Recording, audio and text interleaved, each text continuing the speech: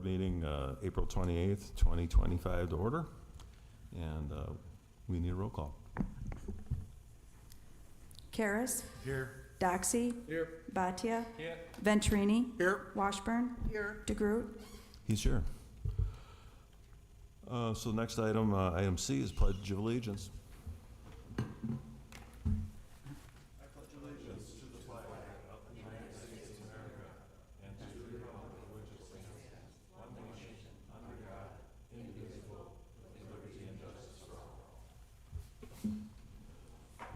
It should be noted that Trustee Anastasio is excused from the meeting. Next item would be a presentation, the 2025 Tourism Review. Matt Prohaska presenting.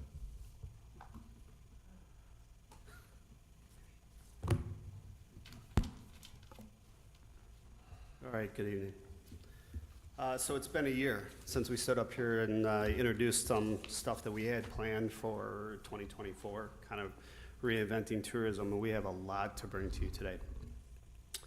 At the last board meeting, we brought to your attention that the village's tourism website was also updated. We are live again. We're hoping to have a true rollout come June as we finish up some stuff. We have a lot of cool things happening with TV shows and stuff like that. So we'll start a little bit with Racine County Economic and Development Company. They're going to be teaming up with us to do a video presentation in the village of Mount Pleasant. We're going to focus a little bit on tourism, recreation, and just the overall aspects of the village of Mount Pleasant like they've done for other communities. We've also signed with Discover Wisconsin for this year to start promoting Mount Pleasant. When we were at the League of Municipality Conference last year, a couple of the trustees had touched base with Discover Wisconsin, brought it to our attention, developed a great relationship with them, and we are going to be working with them for this year, probably within the next couple of years, to start bringing things to light about our community. So we have a planning meeting with them starting next week, and then hopefully within the next couple of months we'll have a better idea where we're going. The next one, which was kind of a good surprise if anybody's familiar with Main Streets from PBS, John McGivern. They have reached out to us. They will be doing a series here with us, and I do believe Pleasant Prairie. That's still in the works.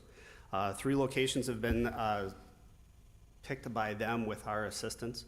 It will be Putzmeisters, Wells Brothers, and then Georgia Porgies.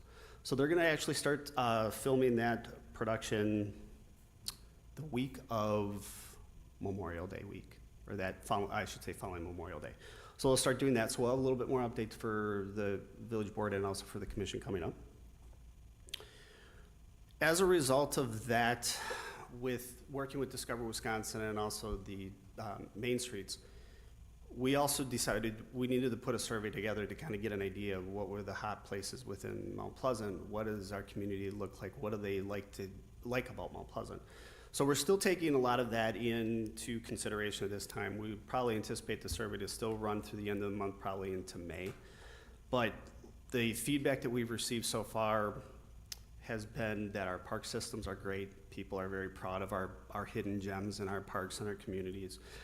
Some of the restaurants, obviously Wells Brothers is right at the top of places that they like to eat. And just what the community views is what they'd like to see, more. So we're working on that a little bit more.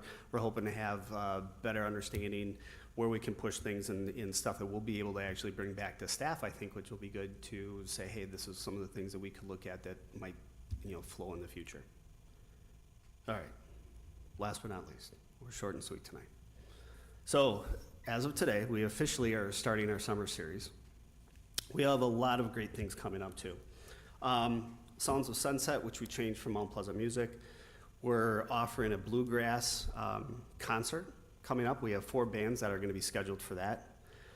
The Tour of America's Dairyland, they're coming back this year, end of June, which will be out by the Microsoft and Foxconn property out there.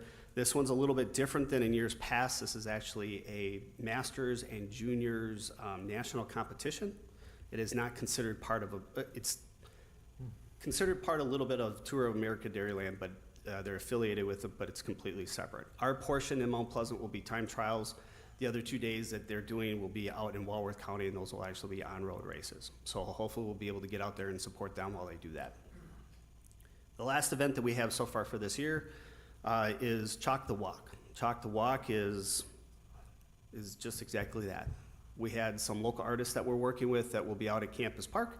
The intention for that event is to do sidewalk chalk art.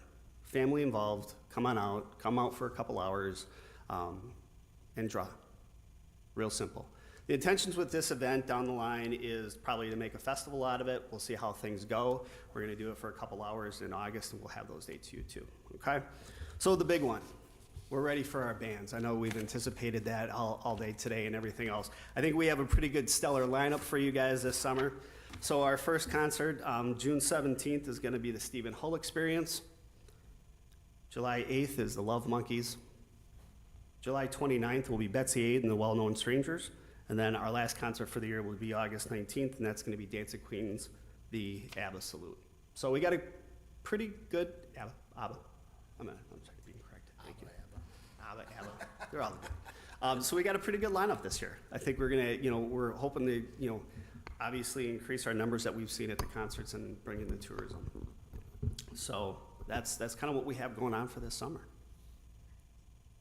I think I got everything right, yeah. I think so. I think you're gonna have a good turnout this summer. I think as we see that travel is down, tourism as a whole, like for people leaving town, and people are looking for ways to stay at home and not travel this year, save some money, and, due to what's going on. So I think they're all gonna be very well attended, and I know the concerts, people have been waiting for the announcements of the bands, so. Yeah, we've been trying to keep it under wraps. We figured we'd let you guys hear first. The announcement. Yeah. Now, it's possible that I was not paying attention and I missed something that you said. But the Chalk the Walk, is that at a gathering spot? Yeah, so that'll be at Campus Park. Okay. I have, some music, nothing, no bands or anything like that. The intentions is just to get people into our park system, have the opportunity to just grab some chalk and enjoy it with your family for a couple hours and come on out.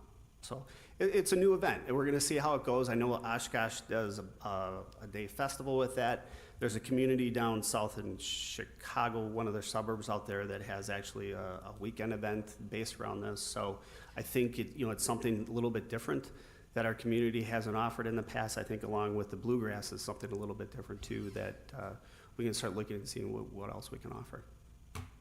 Very good. Thanks. Thanks for the update. Yeah, thank you very much, all. Good things to look forward to. Thank you, Matt. Okay, so the next item is public comment. Members of the public are welcome to provide comments on any matter. Please fill out a comment form, and the president will recognize you.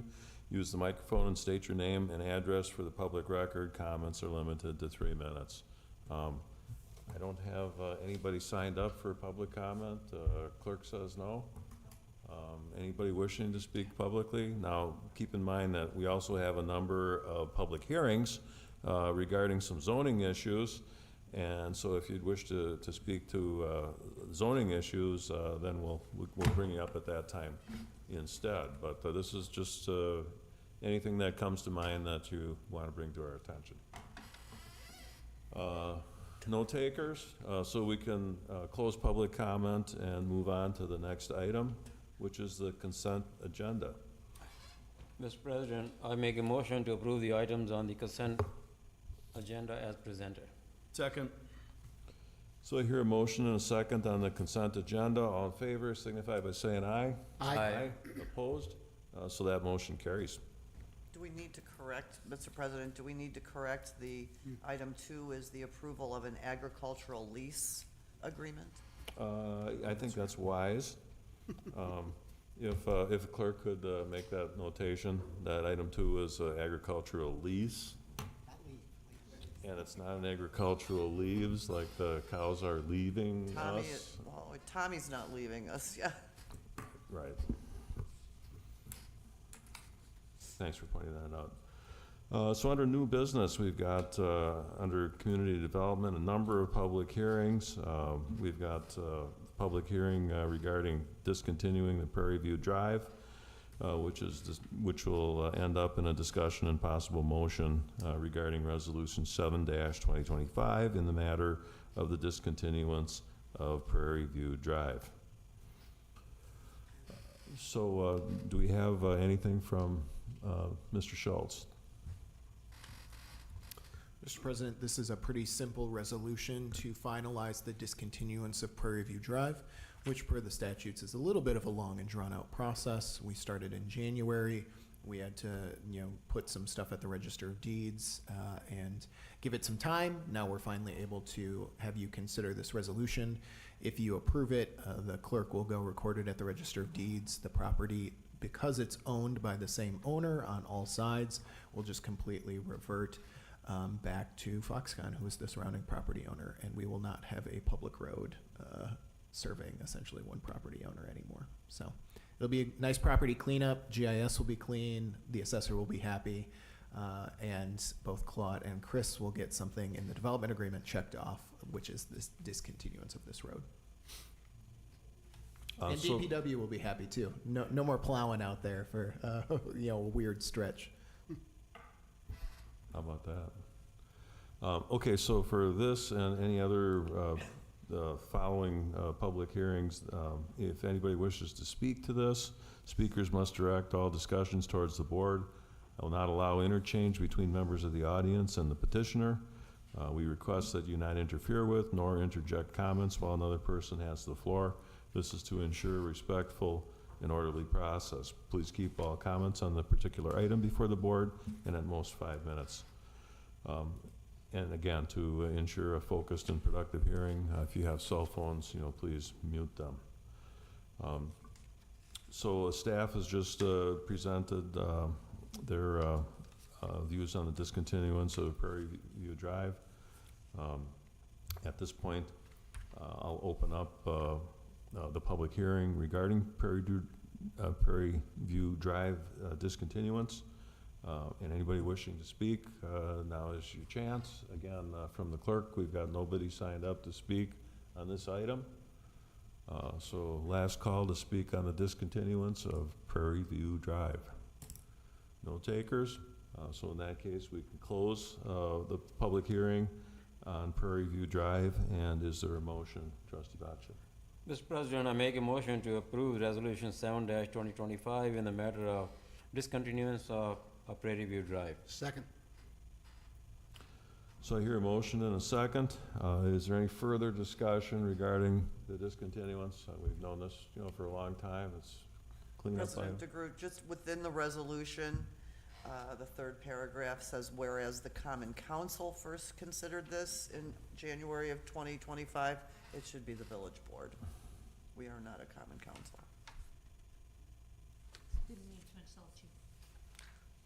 Well, we could be a Common Council if we want to become a city, but for the moment, we're a village and we are not a Common Council. Yeah, if we could make those changes to the resolution, good pickup. I only saw it in that one spot. Okay, so in the matter of Resolution 7-2025, roll call, please. Karas, Aye. Doxy, Aye. Bhatia, Aye. Venturini, Aye. Washburn, Aye. DeGroot.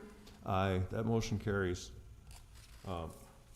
So from here, we go to ordinance 4 and 5, and they're kind of together, but because we're making two different zoning map changes, I have to take them up separately. The first is regarding ordinance 4-2025, which is 5901 Durand Avenue zoning map amendment. Back to Mr. Schultz. Mr. President, the applicant applied to amend the zoning map for the properties from C2, which is moderate intensity commercial, and RL1, which is low density residential, to C2 and C3, which is high intensity commercial, per the attached map in your packet and on the ordinance. The applicant wishes to construct a new bank on the property and redivide the remaining parcels for sale. The Plan Commission recommends that the village board moves to approve the ordinance. So I see that we have some distinguished citizens from Johnson Bank here in Chambers. Did one of you want to get up and just fill the rest of the board in on some of the highlights of what your new project is about?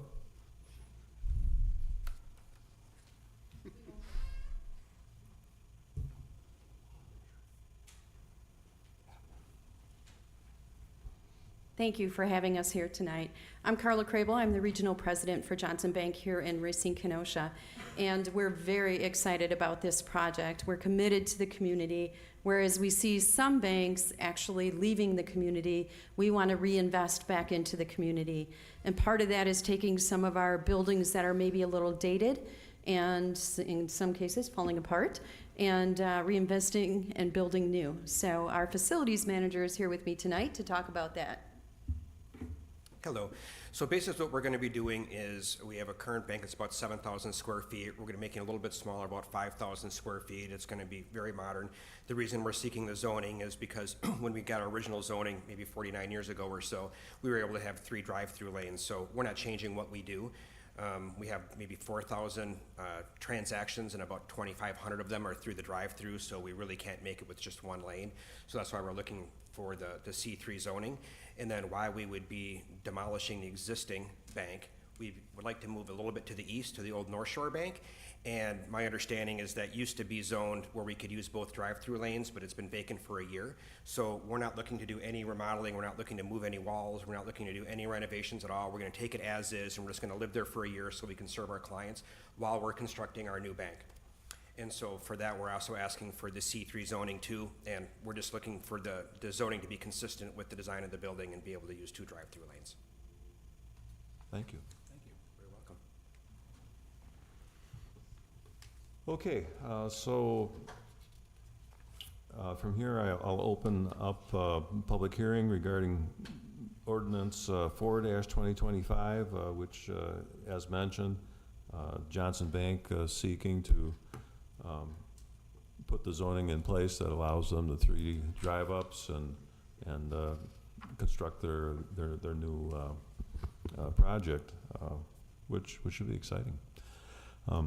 Anybody wishing to speak for or against, please, if you could welcome yourself and name and address for the record, we'd be happy to hear from you. Hello, my name is Stefan Leisner. I live at 5822 Winthrop Avenue. So I border Johnson's Bank. And when you talk about stuff like high-intensity commercial, what do you mean by that? That almost to me sounds like you're going to try to put a strip mall there or something like that. Because it's okay, but you said that you're going to build a bank and you're going to build a smaller one with more, sounds like more drive-up windows and stuff like that? Again, I can't allow a conversation between you and the petitioner. I'm sorry. I've never done this before. That's okay, you're doing But fine I just otherwise. have some questions as to what they plan on doing, seeing how my property borders yours. So that's all. I just have some questions. What exactly, is it still going to be just Johnson Bank, or are you going to open up to a bunch of other little businesses, or what? Sam? The corner property would be zoned for Johnson Bank. Where those 2 residential properties are, those would be taken into commercial. We've been trying to, over time, get some of those old residentially platted properties into commercial, but those would be C2, so those would not have the drive-through ability of the Johnson Bank corner. That's what they've applied for, at least. So it could be developed with a commercial, but that's more neighborhood style business that we see on the south side of Durand in Mount Pleasant. Okay. Small office, doctor, chiropractor, that sort of thing. Exactly, yep. Because thus far, you guys have been great neighbors. You really have been. And I have an account by you too. So anyway, thank you. You should be very happy because they are staying, and that's what the Plan Commission also acknowledged in our meeting for the project. We're happy to see Johnson reinvesting in our community, and they are good neighbors, and it's good to hear that from you.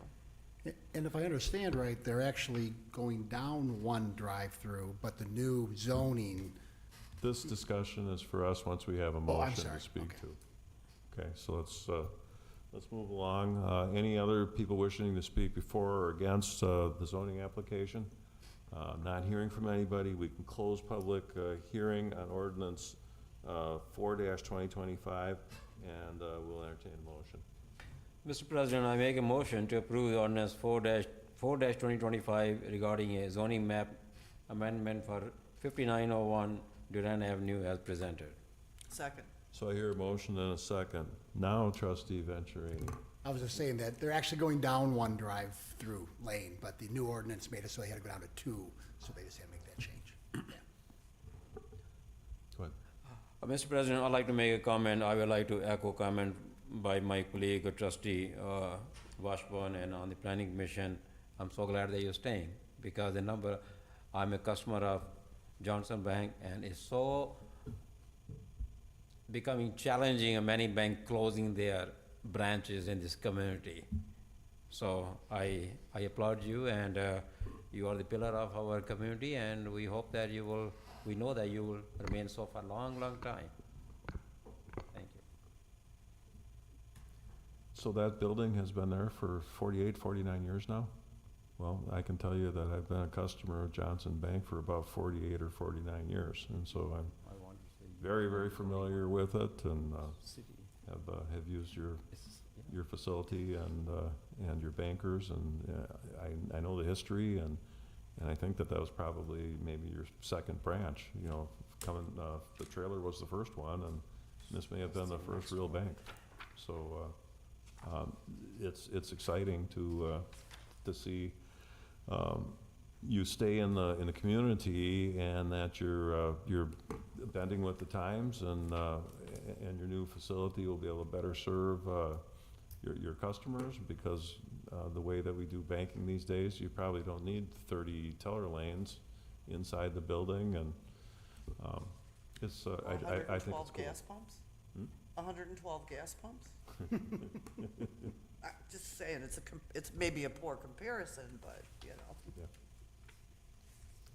Okay, anybody else? Okay, so with the motion of ordinance 4-2025, roll call, please. Karas. Aye. Doxy. Aye. Bhatia. Aye. Venturini. Aye. Washburn. Aye. DeGroot. Aye, motion carries.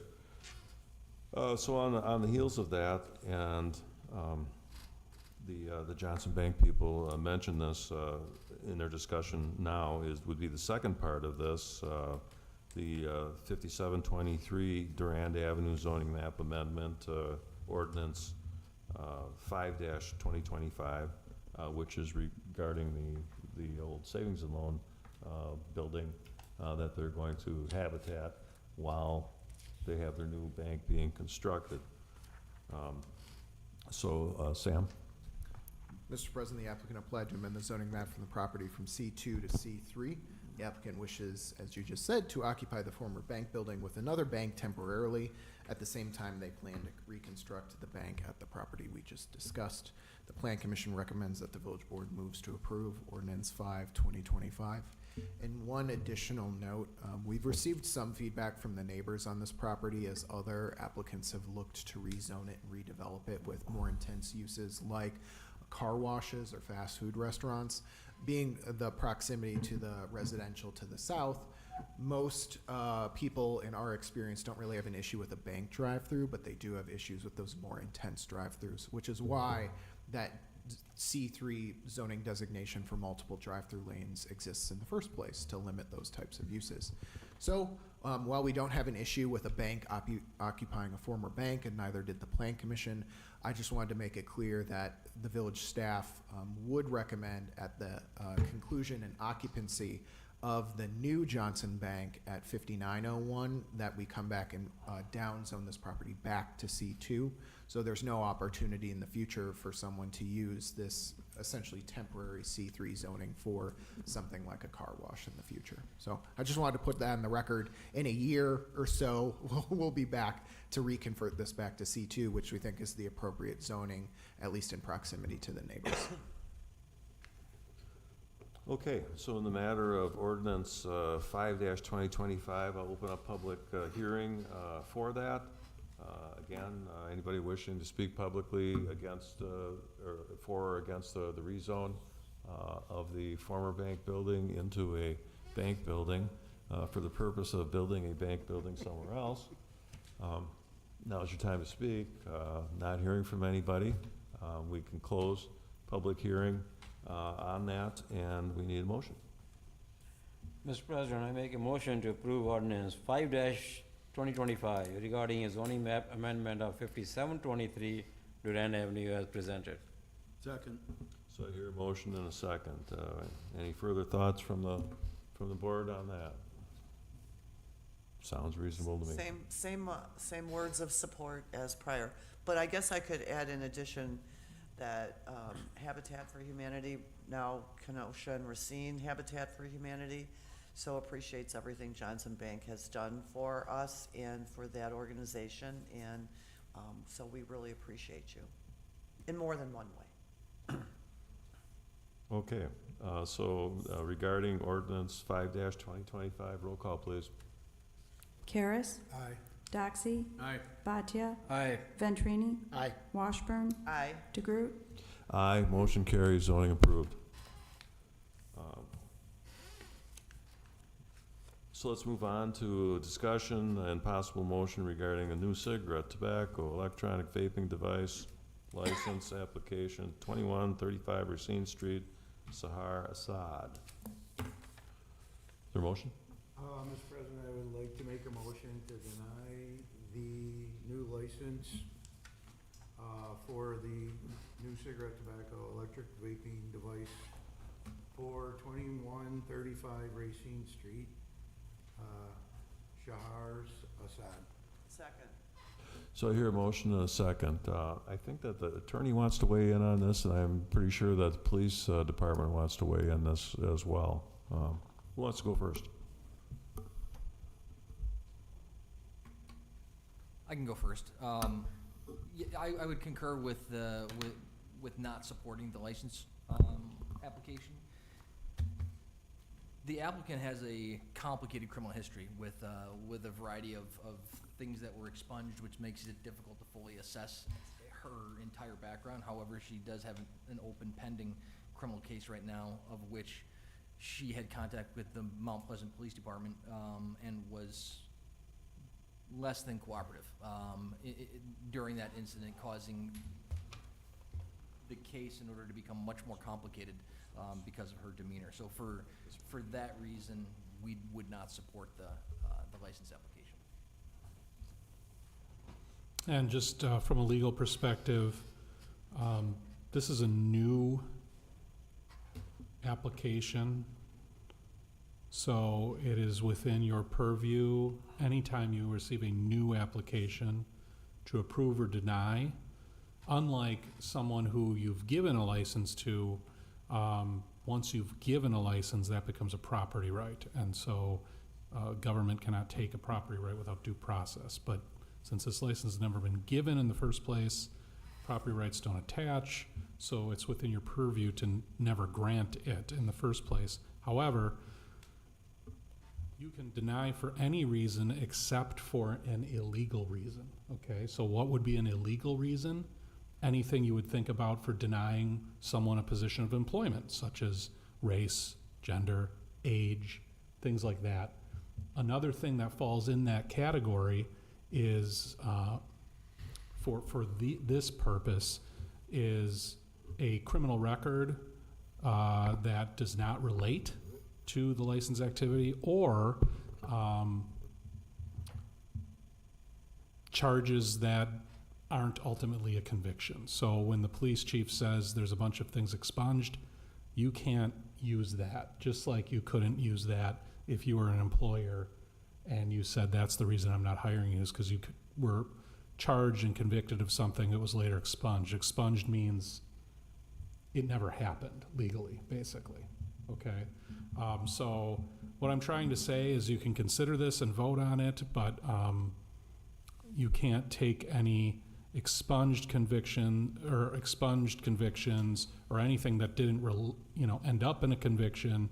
If you have other reasons, such as concerns about whether or not you want tobacco sales in this area, something like that, that's totally fair game. But you just have to be careful about the reasoning behind your vote, if your vote would be to deny.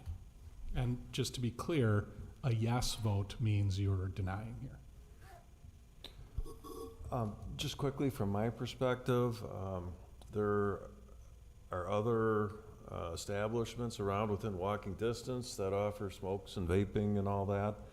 So, I'm not sure that this is necessary yet. On the other hand, it's an expansion of her existing business. And I kind of like, for myself, I'd kind of like to see, where the expansion goes and, if there's any, issues, police or otherwise, with the expansion of the business. And, maybe at some point in time, this is a matter that we can consider. But I don't see it being a good idea now. That's my thought. What I thought about this when we talked about this the other day was there's Mead Street right on the other side. And so they do have availability of those In walking products distance. right in the area. And that place has been a problematic place. I don't know if recently it's been problematic, but I remember I didn't want them to get their liquor license back because, and I think there's a few of us that didn't want that because the history there. And this could be the next place if we keep letting them have more licenses that starts to be problematic as well. Have we had any issues in that area on a recurring basis? Not recently? Well, they've been good store owners, the one you're talking about that we renewed. Well, I just mean in general in that area, but Mead Street. It's been great. I guess I would echo President DeGroot, I'm sorry, Rem, I would echo your feelings on it. I think the area, has enough sales availability that another one around the corner isn't necessary, as well. I agree with everything I have heard, and but I guess I still have one question for the police chief, because normally the concerns are for the liquor license, but this is for cigarettes and tobacco. So, are you equally concerned, or is this is also bad?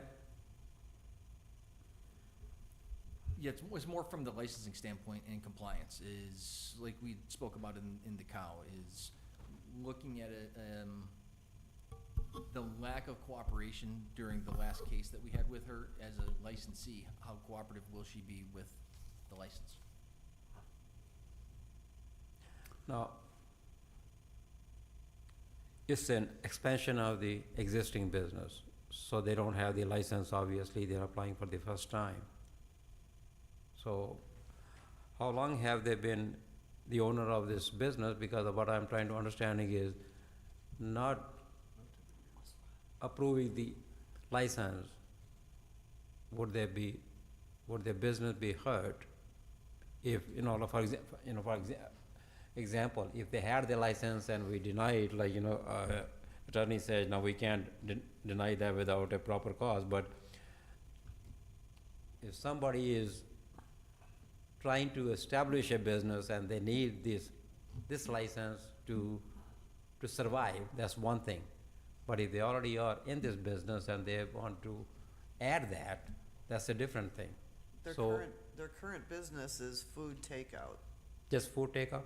Yeah, so this would, I don't see that it is Okay, yeah, because, I wanted to understand, what business they have, so this is a food takeout, and so having heard everything, I agree with all the concerns, so I would be voting accordingly. Okay. All right, so in the matter of the new cigarette, tobacco, electronic vaping application for 2135 Racine Street, Sahar Assad applicant. Roll call, please. And again, yes means deny. Karas, Aye. Doxy, Aye. Bhatia, Aye. Venturini, Aye. Washburn, aye. DeGroot, Aye, motion carries, the license denied.